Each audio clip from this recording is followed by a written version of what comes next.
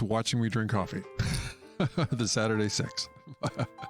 My name is Rob Bowron. I'm the econometrician behind Bowron at Sharp College Football. And the Satruday Six is a little show in the morning where we go through 6 games in college football from an advanced stats perspective, using stats from the Bowron advanced stats system. So I'm excited to be here. It's a little bit of a crazy day. I mean, like the headline last week was it's bad out there, and this week it's even worse.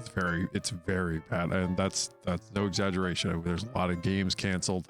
Numbers are going up around the country again, even from where we were last week when they were not looking good. And it's going to be, as we talked about, increasingly hard, I think, for a lot of teams to get through. There's most of the talk, I think, still continues to be, and I mean, it's not going to surprise you that I think people say a lot of dumb stuff. But people say a lot of dumb stuff about, even the decisions that college football power brokers have made. And one of the smart decisions that I think in retrospect was made for very different reasons. But the decision that to get started early has played out well for the SEC, and the Big 12, the ACC, the other smaller conferences that started early. Not, it turned out, because of flexibility, because we're at a point right now where almost no one has any real flexibility. I mean, there's still some, there's still an open date that some conferences have heading into prior to the conference championship game. I don't know how many makeups we're actually going to end up with in there. We may end up with some, we may end up with a few. Depending on how things are going with the pandemic, we may not end up. My guess is we end up, of course, with the number of cancellations that we're already having.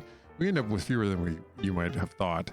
The main thing that ended up being smart, and I don't think that anyone really thought of this, because no one, even pessimists, really didn't think it was going to get as bad as it has suddenly turned with COVID around the country. Is the smart thing ended up being just getting in games early while the pandemic wasn't a raging wildfire everywhere. So they unlike the Pac-12 right now, which is pulling one of the more interesting, I mean, if you have an opportunity to get up early on Sunday, on what will be a game that will be played Sunday morning, I believe, and tune in, Cal will be playing UCLA at the Rose Bowl. It'll be, I think, noon Eastern, 9 a.m. Out on the West Coast. And I'm not sure which network. It might end up on the Pac-12 network. I'm not sure which network's going to be covering it, because most of the networks that the Pac-12 has contracts with do have NFL contracts as well. So it could be on like FS1 or ESPN2 or something along those lines. But the thing to keep an eye on is, of course, these teams weren't prepping to play each other this week. Cal was prepping to play ASU. UCLA was prepping to play Utah. Both ASU and Utah ended up being unable to play because of not having enough players available due to COVID. Keeping Herm Edwards in your thoughts or prayers, as he is definitely in an age group to watch out for, and has contracted COVID. Anyway, so aside from that, the vastly more serious part of it, the Bears were unable to play, of course, the week before because of their own issues. They have players that will be released from quarantine, from contact tracing, starting on Sunday morning. So the Bears are they are flying out today. The players that are going to be still in quarantine will be traveling separately to the plane from the other team. They will be bussed in a separate bus. They will be in a different part of the plane, apparently, and they will have some sort of ability. I don't really know how that part's going to work out as well, but they're going to be separated on the plane from the rest of the team. And then, of course, they will be released on Saturday morning to be able to play the Bruins. If you ever thought, hey, I wonder what it's going to look like to have a couple of teams that haven't had really any prep for playing each other, what that's going to look like, we're going to get to see that, because neither Cal nor UCLA, and UCLA is in a bit of an advantage. Cal has a new disadvantage. Cal has a new offensive coordinator. No one's really sure exactly what their system's going to look like with Bill Musgrave. Meanwhile, Cal still hasn't, had a chance to play yet and get, any of the kinks out. So UCLA doesn't have any tape on Cal. It's not as if Cal had an opportunity to watch a ton of UCLA tape coming into this. So if you ever wanted to see what it'll just be like where two teams just kind of show up and have to adjust on the fly, you're going to get to see it. I mean, these teams, these staffs are for the most part quite familiar with each other. They play each other every year in the Pac-12, but it'll be something to see this game that they are pulling. The Pac-12 is really in a way stretching to pull off. I mean, this is something that was discussed a little bit last week with Arizona and Washington being teams that did not have COVID that ended up with their teams or COVID issues ended up with their games being canceled.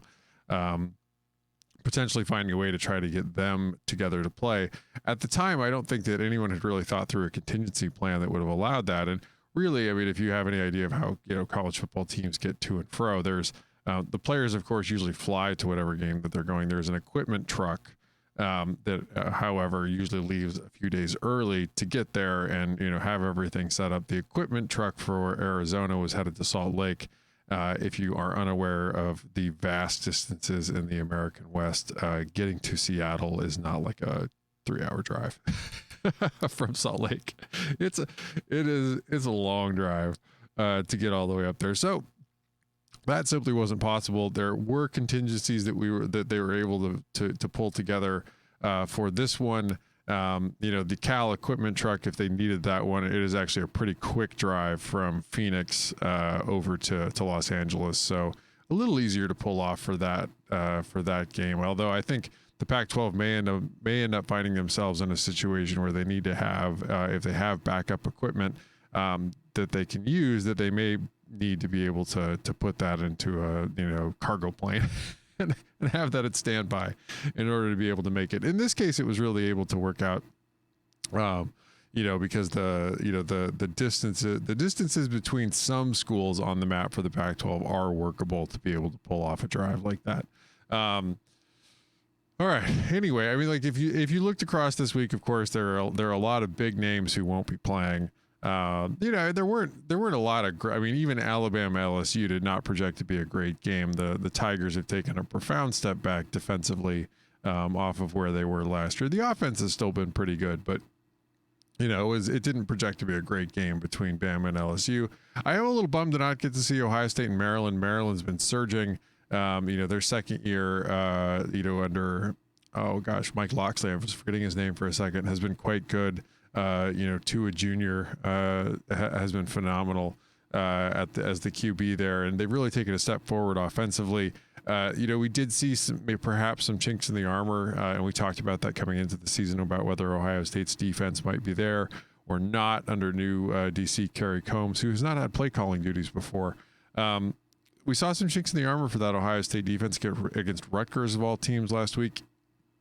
Rutgers OC is Sean Gleason, who was at Oklahoma State the year before. It didn't work out for him with the Cowboys. It looks to be working out for him a little better with Rutgers. I think that thus far is showing to be a good move for them. But there's some. I'm bummed we don't get to see some of those games this week, and a lot of other games this week. But again, as we go through, I think the numbers are going to get harder. As community spread increases, the probability that you as an individual are going to run into or be in a room with someone or be around someone who is, carrying the virus increases. And that's true for college football players and college football coaches too. They're not in a bubble.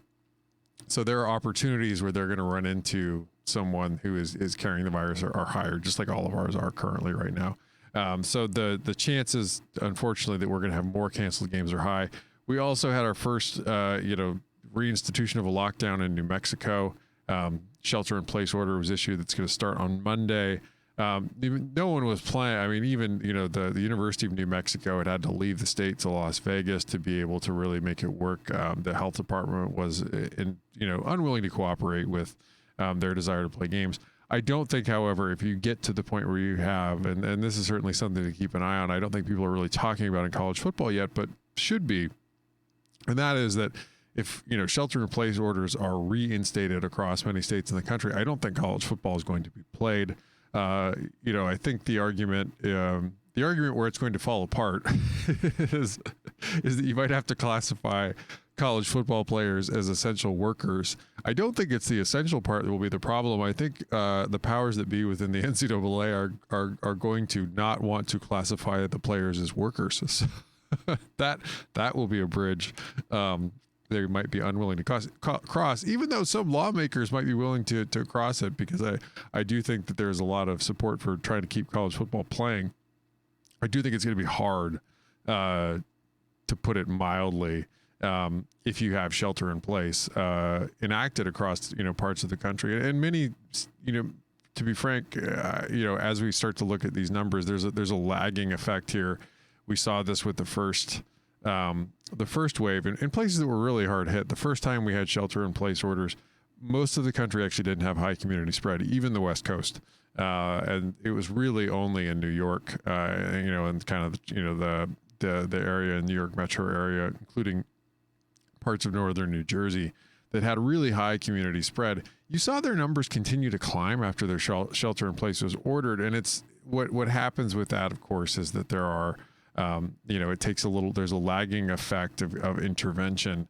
As we see right now, I think governors are sort of skating a little bit close to the water, if you will, the open water, hoping to through moral suasion to get the populace to get it together, knock it off, quit having gatherings in your house with your neighbors right now, I think is one of the main, issues. I don't think it's large gatherings still, but as they skate a little close to the ice, there's a potential that my guess is, and some of it is that politically, it's not a very popular position to take. They may end up they may end up finding themselves their hands forced, in this. So we'll see. My state, Ohio, the governor has enacted some restrictions. I think that you will continue to see that over the next week or two. But if numbers keep getting quite bad heading into Thanksgiving, then you will see across some states in the country, shelter-in-place orders put in place, and I do think that will have. Again, we will lose some college football games with that. So that is something to keep an eye on as we head into this. My expectation with that, though, is that if the conferences feel they have enough games in, they may not want to move their date that they have for their championship games and the college football playoff committee, selection Sunday. I think a lot of it is still being driven by TV partners. They have contracts. They also, the NFL after college finishes usually also takes over that Saturday to play some games. And the NFL playoffs are usually on both Saturday and Sunday. The desire is for the TV partners, of course, is to not have, a bunch of programming that they've paid for, that they're struggling to put, on TV at reasonable times. So college football getting pushes it into competition with, the really big moneymaker out there, which is the NFL. My expectation, though, is that, if the writing is on the wall, there will suddenly be more flexibility around when the conference championships games are hosted, when that selection is taken, and then, when those games might take place. So it will not be there. They have thus far treated these things like a hard deadline. I think that is because TV partners are also sort of skating close to the open water and saying, hey, as long as we don't have to, let's not move it, because they absolutely have things booked in those places at this point.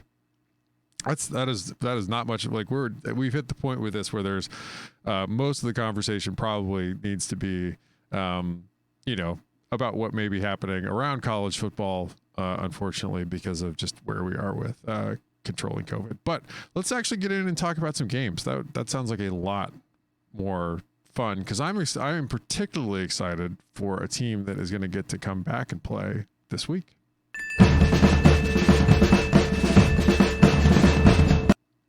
Hello, you beautiful Badgers.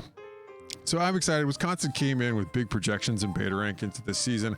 I was really bummed for them in particular when it didn't look like they were going to be able to play, these last 2 weeks. And because of the way the Big Ten rules work out, Wisconsin's actually not out of it. And, they can't lose any more games.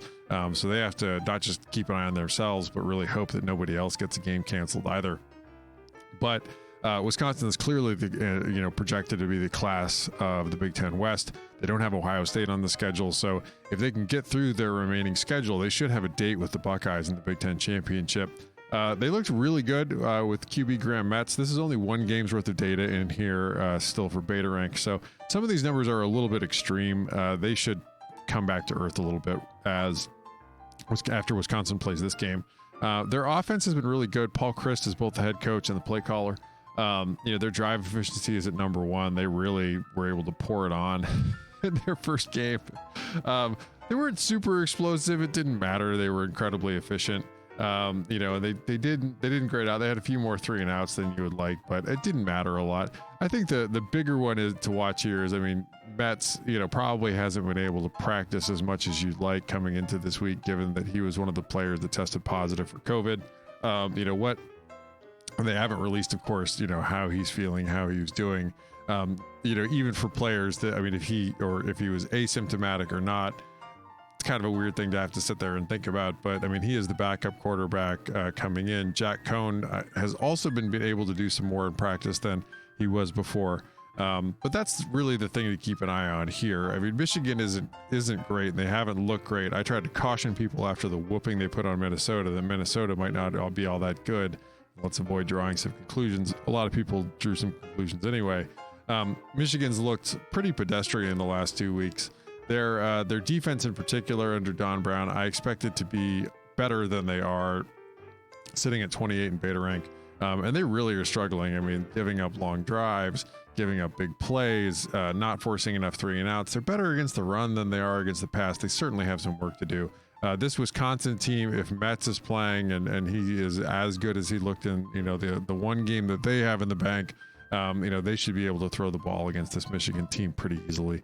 Other side of the ball, this Wisconsin defense under Jim Leonard's been really good. We expect them to continue to be really good. They get this Josh Gaddis, Michigan offense that's not lived up to expectations, I think, in his time in Ann Arbor. But with Wisconsin, their drive efficiency is off the charts. Again, some of these numbers with only one game in the bank, they're going to be a little skewed. But very good against the pass for the Badgers, a little less good against the run. Keep an eye out. We projected them to be very good. The exact things that they're going to be very good at are a little more up in the air with less data in the bank for them. The Wolverines, however, really have struggled. Their drive efficiency, they're not great at putting together long drives. That is a consistency and play calling problem.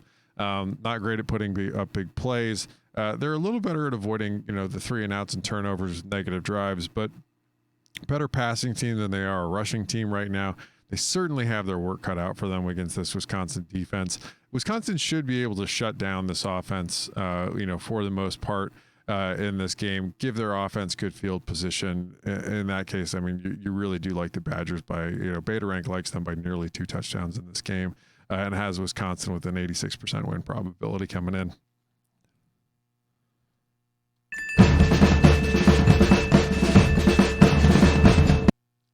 Another team we've only got one game in the bank. These two teams, they only have one game in the bank for. Mario Cristobal's Oregon Ducks get the Washington State, Cougars under Nick Rolovich, new head coach there. The offense for Oregon, again, with only one game in the bank, a lot of this is still preseason wait. So the Ducks offense wasn't fantastic last year. They lost a lot. They looked good in their first game against Stanford. The offensive line, which replaced all 5 starters, including probably the best player in college football, Penny Sewell, was good, very good. In fact, graded out really well. So the thing to keep an eye on for them is they were able to run the ball really well. If they're able to continue to do that, they were a little bit of a passing team last season. If they're able to continue that against Washington State, has had a very bad defense for a while. I like their defensive coordinator hire that they made. Rolovich brought in Jake Dickert from Wyoming. But he only had 1 year running that Wyoming defense, and the Wyoming defense had been consistently pretty good, under Craig Bull. I think that he is able to, get them to continue to show improvement, but this Oregon offense really should be able to blow them out of the water, and be able to put up points and yards against them. It's going to be, Joe Moorhead's the new OC at Oregon. It looked good. Most of their issues in the first game were really issues of like that you can tell with like more practice, more seasoning, for the QB that he's going to be able to, Tyler Shuck's going to be able to make the right read both in the passing game and the running game. And then they're going to be really dangerous and watch out for, the explosives, the big plays here on this side of the ball. On the other side, Washington State's offense, of course, like here's a lot of preseason weight from when Mike Leach was running things. Oregon had struggled with that Leach offense in the past in a lot of ways, maybe more than say Washington has.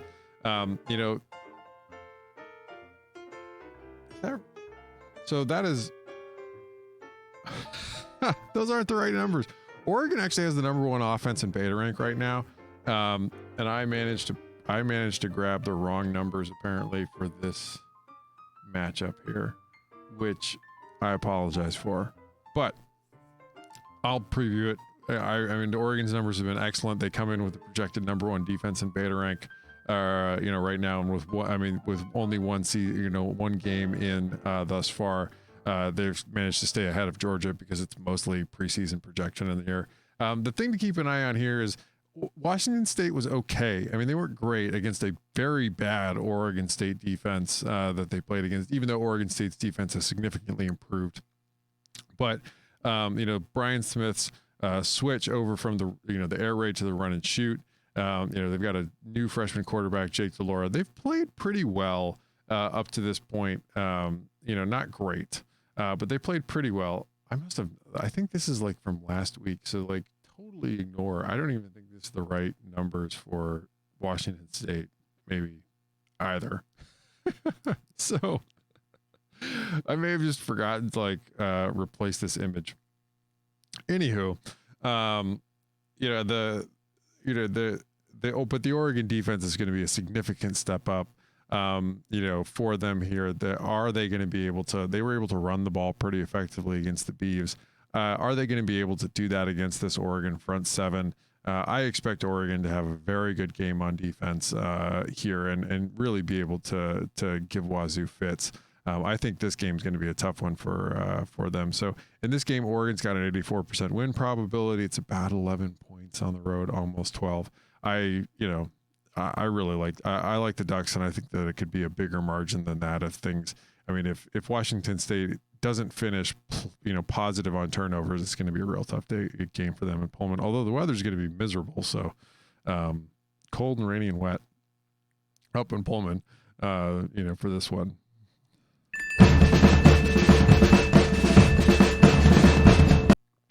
All right, I got the right ones for this one. This should be fun. Miami and Virginia Tech here.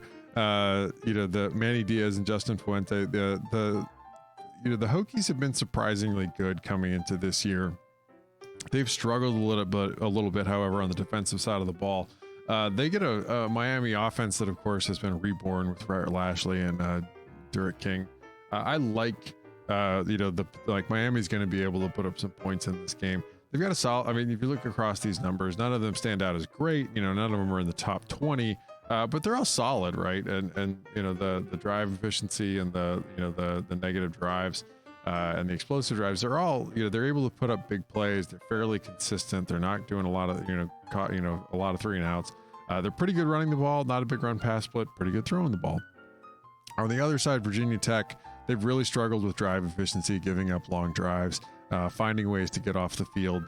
That's something that they're absolutely going to have to work on and going to have a better game. And a lot of that is going to be play calling under, DC Justin Hamilton. He's done a pretty good job in the past. But as I recollect, this might have been his first year calling plays. Maybe it was the year before. I did it in the preview, and now I can't remember whether it's his first year or not. But he's definitely got his work cut out for him here because while they're good at negative drives, they seem to, they force some 3 and outs, some turnovers. They're not great against the run. They're not great against the pass. They've got some work to improve on as they close out the season. In particular on finding ways to get off the field and using the field to their advantage. I mean, teams that have, poor defensive drive efficiency metrics, they're not using the length of the field to their advantage, and they are, giving up points more than you'd expect given field position. On the other side of the ball, the offense for Virginia Tech has been really good, sneaky good under Brad Cornelson. They're not a terribly efficient offense with their drive efficiency number there at 54, but they're explosive. I mean, they put up big plays, and their negative drives number again, like they are not giving up, giving up a lot of 3 and outs, turnovers. Great at running the ball, less great at throwing the ball. So in this game, they get the Miami defense under Blake Baker. They've been pretty good at 23. Their drive efficiency is solid, but not great. The thing to watch here is that their best number is at explosive drives. So that's the matchup to watch. Is Miami able to contain Virginia Tech's big play ability here? A little better against the pass than they are against the run. That run defense number gives you a little bit of pause given how well the Hokies have moved the ball on the ground. Miami this is a tight one in Beta Rank. Miami comes in as a very slight favorite here, 58% win probability. The unbalanced nature of this should wear on the Hokies. I mean, they might need to finish +1 on turnovers because their defense is going to be bad enough that their offense will often have bad starting field position. So unless Miami shoots themselves in the foot, Miami should be able to score relatively at will against a Hokie defense that hasn't been great, as long as, they don't pull a dumb.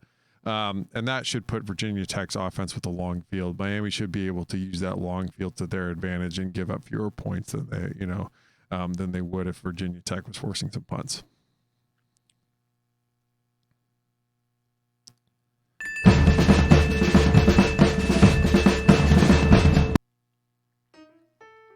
It feels like the disappointment bowl here in Lincoln. So both these teams, I mean, Penn State certainly came in with much higher expectations coming into here. So, you got 20 Penn State at number 33, Nebraska. That said, Nebraska, even though their record they're not far off of where we had them projected, but their record certainly is worse than I think that they would have liked. Particularly losing to Northwestern, that one has to hurt.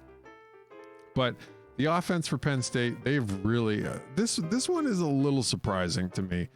So their offensive numbers are just horrific under Kurt Shiraka. Their new offensive play caller that they got from the Golden Gophers.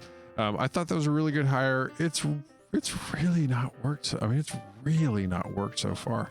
In the sample that we've had. They get a Nebraska defense under Eric Chenander that, has some decent numbers at negative, particularly with negative drives, but also has some really bad numbers with drive efficiency and explosive drives.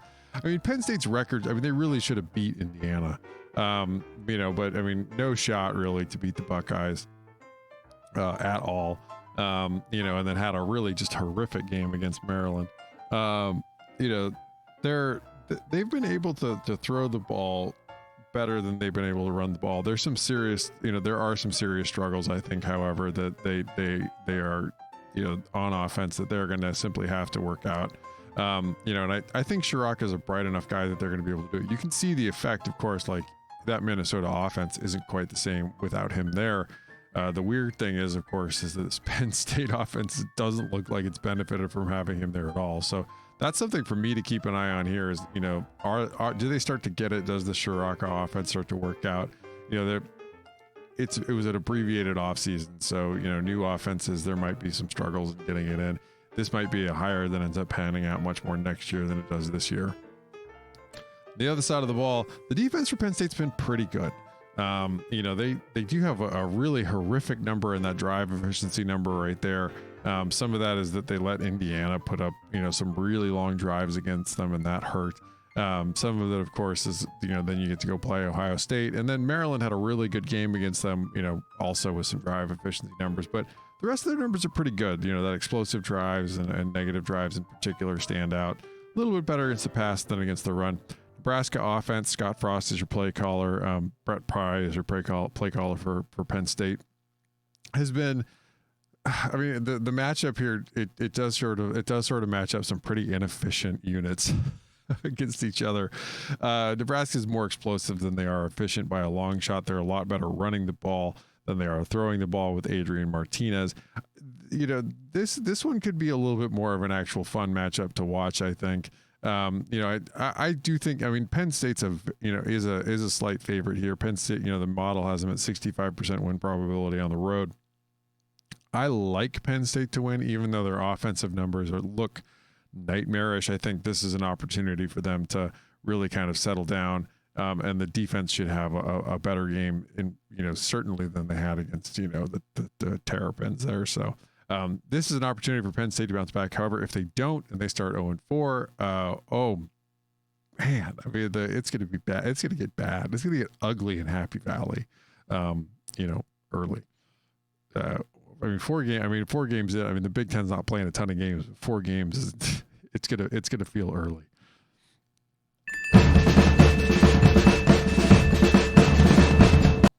Here's a fun one. I am excited for this game. It's not gonna be, it is not gonna be awesome in its offensive output. So you get two very good defenses come into two very good defenses walk into Morgantown.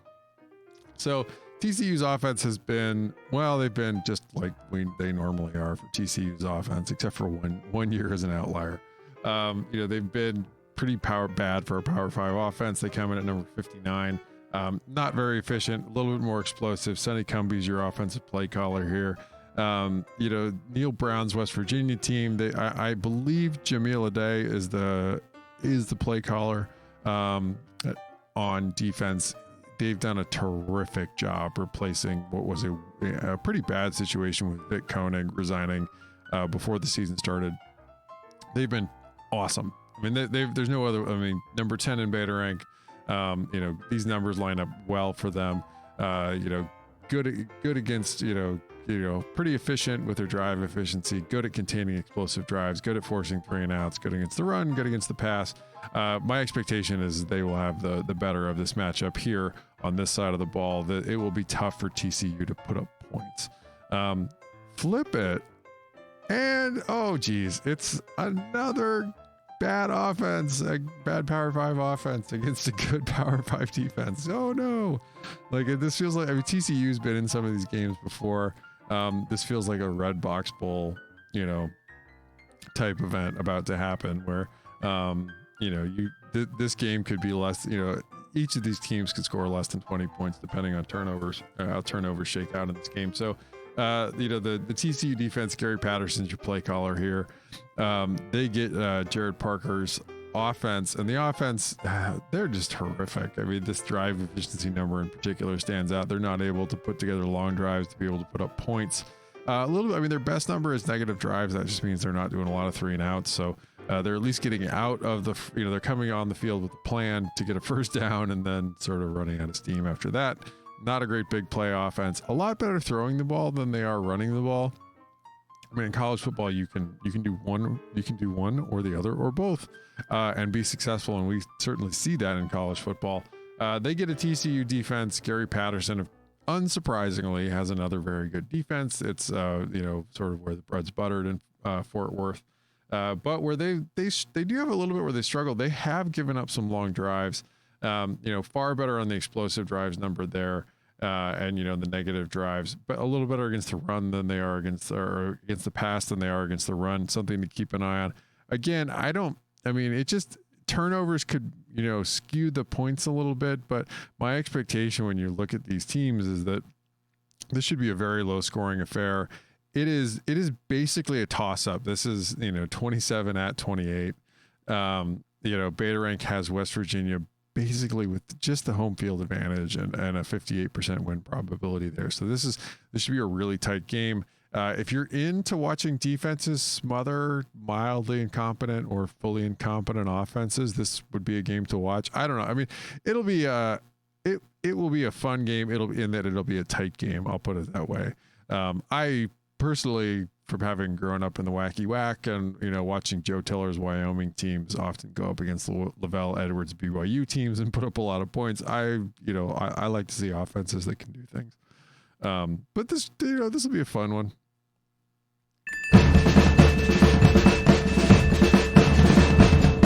Group of 5 game of the week. Actually, this is a pretty good game. I try not to pick bad. I try to pick games that project to be a little bit close. So sometimes I skip over games that might have like a marquee team and then that's just going to boat race somebody. But this should be a pretty fun one. Tulsa has been, carried by their defense under Phil Montgomery, which is a little, he's an offensive guy, was the offensive coordinator at Baylor. The offensive side of the ball has not worked out for the Golden Hurricane terribly well. But the offense for the, SMU, the Ponies, has been good under Sonny Dykes, and he's made some smart. I think one of the interesting things about Sonny Dykes is that he has stepped away from the play calling duties himself. Garrett Riley, the younger brother of Lincoln Riley, is your play caller here. He's brought some of, they do still incorporate a lot of Dykes' philosophy, and they are excellent at throwing the ball with Shane Buechele, but they do run the ball maybe a little more than you expect. Riley was at App State before coming here. App State has that great rushing attack. The offense here, is an explosive offense. They're a little less efficient. That's something to, potentially keep an eye on. Tulsa's got a good group of 5 defense. This number 47 rank is pretty good for a group of 5 team. Good at containing explosive drives. So they match up pretty symmetrically here. That's something to keep an eye on here. So if they can contain SMU's big plays, that's going to put them in a pretty good position. Joseph Gillespie is your play caller here for this Tulsa defense. He might be a name if they continue to play like this to keep an eye on for DC changes that are going to happen in the Power 5. On the other side of the ball, neither of these units are all that good. So the offense here, Montgomery's offense, they've just never clicked. This defense, has been in the range to keep Tulsa good and competitive. Last year, Tulsa had just horrific luck, particularly with turnovers. Tulsa really should have won a lot more games than they did last season. This year, the numbers just still aren't there. They're not a terribly efficient offense. They're a bit more explosive, which is unsurprising, given that Briles-esque offense. But, too many 3 and outs, negative drives. Not really great running the ball or throwing the ball. But in this game, they get a defense that isn't terribly good, so they should be able to put up some points. SMU comes in with just an awful drive efficiency number at 116. They offset that by being really good at containing explosive plays, but it's like they basically signed up for death by 1,000 cuts because you can drive the ball on them all day. Their play efficiency is terrible. They're going to give up a decent yards per play number. They just don't give up really big plays, and they don't cause a lot of 3 and outs compared to their other numbers. Some of their other numbers, that 51 on negative drives actually looks pretty good, but it's not that good. Not a big run pass split. This should be a fun one. It's a true toss up in the model. It's 50% win probability. So either team could end up coming out ahead. Beta rank basically has it as like a very slight, like a third of a point advantage in the point spread prediction for Tulsa with home field advantage. So real tough, real tight game. If you have multiple screens to watch games at the 7 p.m. hour, I know that's usually, there's going to be a lot of, that's what prime time, there's going to be a lot of good games on there. So if you've got a third screen, maybe put it on this one, which should be an interesting game. I always liked, Sonny Dykes is, I've met him personally. He's one of the nicest people in college football, hands down. And his offenses are always fun to watch. And this SMU one in particular is, I don't want to say it's like appointment television, but I guarantee you that there are other OCs around college football and offensive minds that tune in to watch what Sonny Dykes is doing offensively here. So, hey, we've made it to another week, alive and in person. God, that's sort of a macabre thing to say, actually. So, anyway, as we get through this weekend, We will have, in particular for some of the Big Ten teams that have not gotten a lot of games in, and the Pac-12 teams, of course, that are we have 4 Pac-12 teams that are going to be playing, Utah won't be playing at all, unfortunately for the Utes, but we do have Arizona and Washington will be making their debuts, getting to play this weekend. Cal will also be getting to play, for the first time. So I'm excited to get to see. I mean, and I finished up my undergrad at Arizona. I'm excited to get to see Arizona play USC. They're not likely going to win that game, but I'm excited to get to see the team play. But it is going to be increasingly tough to get like the full slate of games in. We lost a lot of games. The overall number of games, of course, is also increasing as more conferences come back. So the number of games potentially to be canceled is also, also increasing. But don't be like that, half-wit Greg McElroy that posted out and used like the average over the entire season of games that have been canceled. That was an incredibly stupid thing to say. Because what matters actually is the rate of change, the Delta. And as we are going in and the pandemic is getting worse, like the percentage of games each week is increasing, particularly in the last 2 weeks. And it's not looking good again. Like there are a lot of teams that weren't able to play this week are also not going to be able to play next week in a lot of cases. And, then we're going to have new teams that are hit too, potentially coming into next week. So it's, as I said, it's going to be tough. That is increasingly going to be a lot of the storyline around college football, I think, really until we are able to get community spread under control, unfortunately. So I would say, there's still things to keep an eye on. Keep an eye on Wisconsin. They're a dark horse contender for the playoff because they are a team. If Ohio State is vulnerable and they might be on defense, we won't get to see that this week. Wisconsin is absolutely a team that could challenge them coming in. They have a lot. They brought a lot back coming into this year, and if Metz is, like he showed in that first game, if he is able to unlock some more of that offense, the Badgers could be tough. So keep an eye on the Badgers this week. Keep an eye on Oregon because Oregon's a team that, as that 4th playoff spot is basically wide open. Keep an eye on the Ducks because the Ducks, if they run the table and are able to look impressive doing it, I don't think people are going to have a problem sliding this Oregon team in because the Big 12. Because Oklahoma State just had just nightmarish luck against. Texas had no business winning that game. Oklahoma State had so many turnovers. Texas also needed a special teams touchdown. Some group made Tom Herman like the national coach of the week after that game, which shows you how much people pay attention, I guess. Like Oklahoma State's really out of it. So the Ducks really still have a shot here for the playoff. So keep an eye on that. I do think as we deal with, right now I'm basically just letting beta rank sort of flex out, right? Like it's constrained as the distribution is constrained as the season opens because I don't know a lot and I recognize that. And so I condense the teams down so that they are closer together. And then as with the preseason projections, and then as we know more, we sort of start to let go and release and, allow the data to really tell us the story.